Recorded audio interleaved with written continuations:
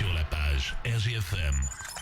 Les maires, les préfets vont évidemment être mis à contribution dans cette période pré-déconfinement, puis ensuite pendant le déconfinement. Le Premier ministre l'a dit clairement, avec la volonté vraiment de se rapprocher du local dans les prochaines semaines. Et ce matin, on va parler de tout ça avec le président de l'association des maires de l'Allier, Bruno Rojouan. Bonjour. Bonjour à vous. Et merci d'être avec nous. Maire de Villefranche encore pour quelques semaines, même si c'était pas forcément prévu, et président de l'association des maires de l'Allier. Déjà sur l'aspect, sur le fait que le gouvernement veuille vraiment s'appuyer sur les territoires, ça a été rapporté plusieurs fois hier. Est-ce que ça c'est quelque chose qui est encourageant? Les maires ne sont pas oubliés dans cette période?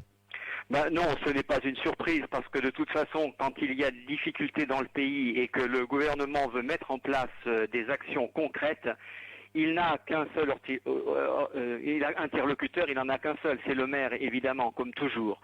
Donc la raison de plus, la crise sanitaire, le contexte des écoles, on est vraiment dans la compétence des maires. Alors justement, on va y venir à ces écoles. Les maires vont être en première ligne pour organiser l'arrivée, le retour des élèves dans les classes à partir du 11 mai. Il y a pas mal de flou, on en parlait hier avec les syndicats enseignants qui sont opposés évidemment à cette reprise.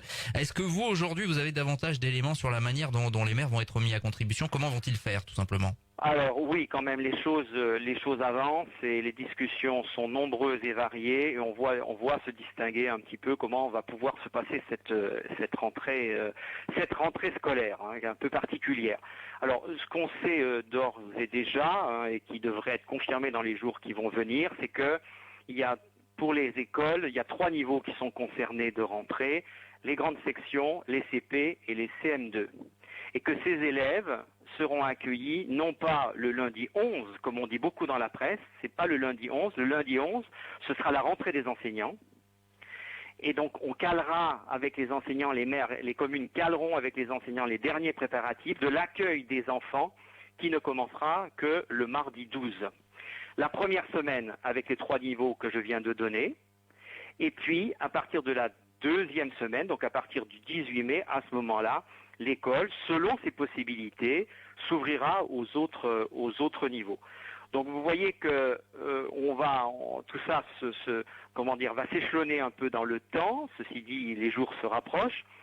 Et il y avait 2 conditions que les maires ont vraiment exposées à la hiérarchie de l'éducation nationale. La première des conditions, c'était d'abord de savoir quels enseignants allaient être disponibles sur le terrain. Donc on croit savoir maintenant que l'éducation nationale sait à peu près, puisque les enseignants sont réputés présents, sauf ceux qui auront effectivement une contre-indication médicale.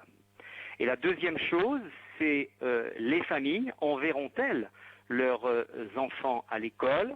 Donc, en principe, le lundi 4 mai, les directeurs sont chargés d'interroger, par leur liaison informatique avec les familles, d'interroger chaque famille pour savoir si elles enverront leurs enfants à l'école. Le protocole, alors vous savez qu'il y a aussi un protocole qui va être publié, nous l'attendons donc aujourd'hui, ce protocole.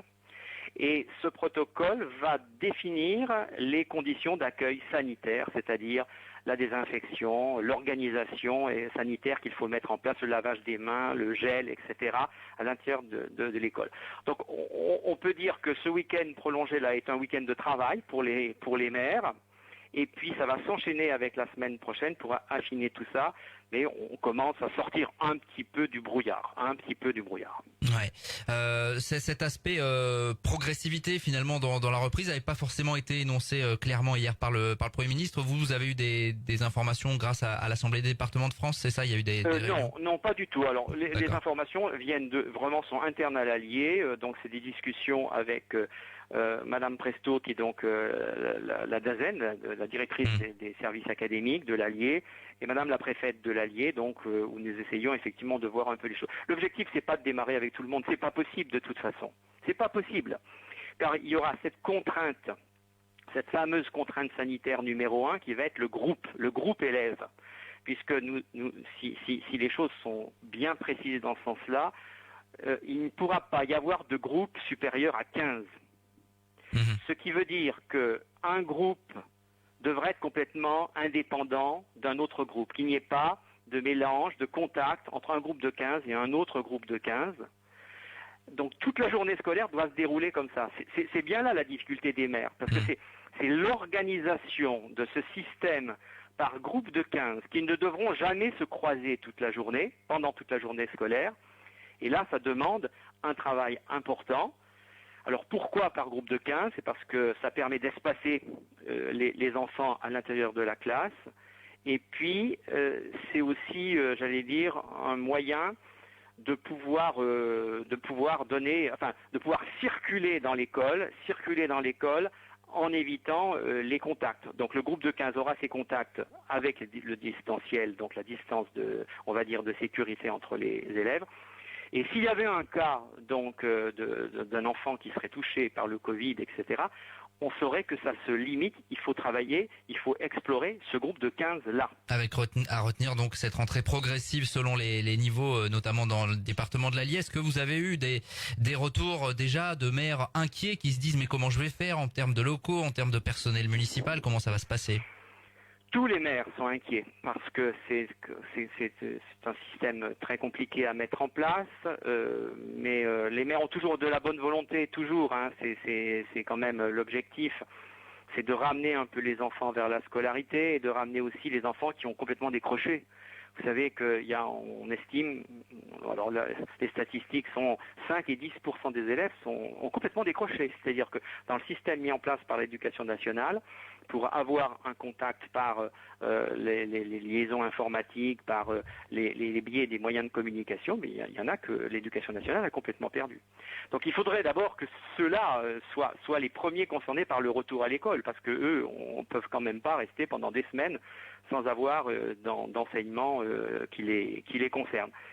Donc c'est aussi un peu il y a un rôle un peu social aussi en même temps, il faut le dire pour tout cela. Donc nous sommes tous inquiets. C'est pour ça qu'effectivement les maires vont prendre les précautions au maximum et que je pense que au bout du compte, beaucoup d'écoles seront ouvertes. Alors en plus, le Premier ministre a été très clair. Hein, il souhaite que toutes les écoles soient ouvertes. Donc un maire, s'il ne veut vraiment pas ouvrir son école, il faudra qu'il prouve qu'il ne peut pas respecter le protocole qui va être mis en place.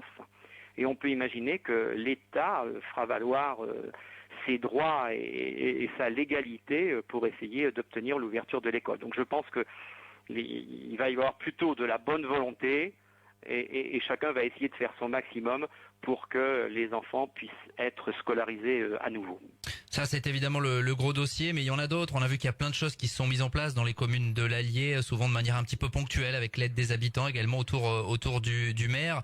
Il y a également la question des masques, avec la distribution, où les maires vont être mis à contribution aussi. C'est une volonté a priori du conseil régional, oui. Du conseil départemental. Oui, tout à fait.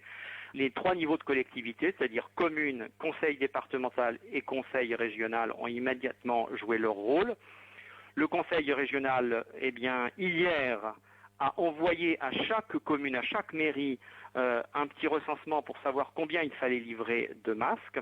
Donc il y aura, je pense, du conseil régional 2 masques par habitant qui arriveront et qui seront effectivement certainement distribués aussi par l'intermédiaire des communes. Le conseil départemental a aussi fait sa commande de masques grand public, donc pour tous les Bourbonnais, donc c'est pareil. C'est un peu en 2 temps. Il y a un premier temps qui va être fait en début de semaine prochaine. Ça doit être jeudi, non pas en début, donc jeudi. On doit être le 7 jeudi prochain, si je ne me trompe pas. Il va y avoir une distribution des masques du département, donc achetés par le conseil départemental dans les écoles à destination des enfants. Donc les parents vont être invités à venir chercher ces masques dans les écoles, dans l'école de leur enfant, en fait. Et il y aura plus tard la distribution par le conseil départemental des masques pour les adultes, donc pour les habitants de l'Allier. Et puis il y a l'opération des communes qui a eu une première étape avec une première livraison de masques, donc qui sont des masques qui vont être livrés en 3 temps. Et puis il y a aussi maintenant, on croit savoir qu'effectivement les gens vont pouvoir acheter des masques maintenant directement en pharmacie ou dans les grandes surfaces. Donc dans quelques temps, effectivement, chacun pourra avoir un équipement de base pour pouvoir affronter le déconfinement à venir. Et puis dernière question, il nous reste assez peu de temps et c'est pas la question prioritaire, mais est-ce que vous avez des nouvelles par rapport aux élections dont le premier tour s'était déroulé il y a quelques semaines maintenant? Comment ça va se passer? Puisque vous-même, vous ne devriez plus être maire normalement à cette heure-ci, c'était votre volonté. Absolument, oui. Oui, c'est un problème, mais évidemment la crise sanitaire a tout emporté, c'est évident. Donc toutes les hypothèses sont travaillées actuellement. On ne sait pas du tout ce que le gouvernement va faire. Alors il y a une première hypothèse qui est de dire le deuxième tour, alors ce qui normalement doit se faire, c'est-à-dire le deuxième tour. Alors l'installation d'abord des maires, des communes du premier tour, fin mai, début juin. Le deuxième tour des maires, des élections municipales dans les communes non élues, le maire n'a pas été élu au premier tour, 21 juin. Bon, mais c'est pas certain du tout que le 21 juin ce soit possible. Donc automne, alors il y a des discussions, septembre ou octobre. Septembre-octobre, mais il y a un problème parce que si l'écart est trop grand entre le premier tour et le deuxième tour, faut-il recommencer le premier tour? Ouais, ça soulève beaucoup de choses, ouais. En plus, les élections sénatoriales. Nous sommes un département normalement concerné par l'élection sénatoriale de fin septembre. Donc, ça veut dire aussi que les élections sénatoriales devraient donc être repoussées. Repoussées de combien? Après, ça se chevauche avec mars 2021 où il y a les élections départementales et régionales. On lit des propositions pour refaire les élections municipales en même temps que les départementales et régionales au mois de mars. On lit tout. Ouais, on n'a pas de certitude pour l'instant. En gros, c'est ça. Aucune. À suivre évidemment. Absolument.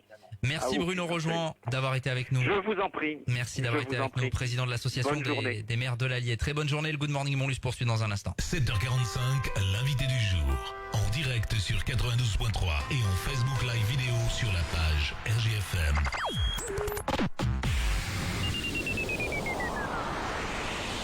Un verre rayé? Une monture cassée? Besoin de produits pour vos lentilles? Optique Lafayette, petit prix, grand choix.